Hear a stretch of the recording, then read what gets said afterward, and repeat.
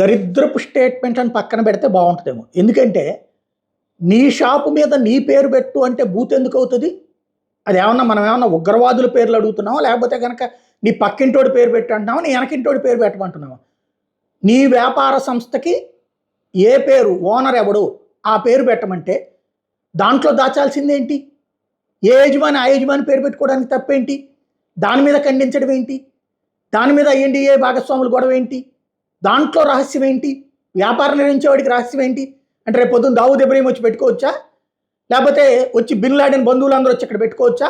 పెట్టుకోమనండి. ఇక్కడ వాడు కూడా లైసెన్స్ తీసుకుని ఏ పేరు మీద తీసుకున్నావో ఆ ఓనర్ వాడి పేరు పెట్టుకోవాలంటే అది తప్పేంటి? దాంట్లో ప్రజాస్వామ్యానికి మంట కలిపేది ఏంటి? స్వేచ్ఛకు మంట కలిపేది ఏంటి? దానివల్ల నష్టం ఏంటి? నాకు అర్థం కాలేదు. ఎవడి వ్యాపారానికి వాడి పేరు పెట్టుకోమంటే అది పెట్టడం తప్పని చెప్పేటటువంటి అధికారం వీళ్ళకెవడిచ్చాడు అసలు? స్వేచ్ఛ అంటే ఏంటి? రహస్యంగా ఉంచడమా? స్వేచ్ఛ అంటే ఏంటి? ఒకరిష్టం వచ్చినట్టు ఇంకొకడికి మోసాలు చేయడమా? మోసాలు చేయడాన్ని సమర్థించడమా? తప్పుడు పని చేసేవాడిని నెత్తినేసుకోవడమా? ఈ దేశంలో ఉంటున్నామా, లేకపోతే ఆఫ్ఘనిస్తాన్లో ఉంటున్నామా, లేదా ఆఫ్ఘనిస్తాన్ వాళ్ళ తరపున తీవ్రవాదుల పక్షాన్ని ఇక్కడ పనిచేస్తున్నాం మనం? కొంచెం బుర్రా బుద్ధి ఉండి ఆలోచించాల్సిన అవసరం ఉంది.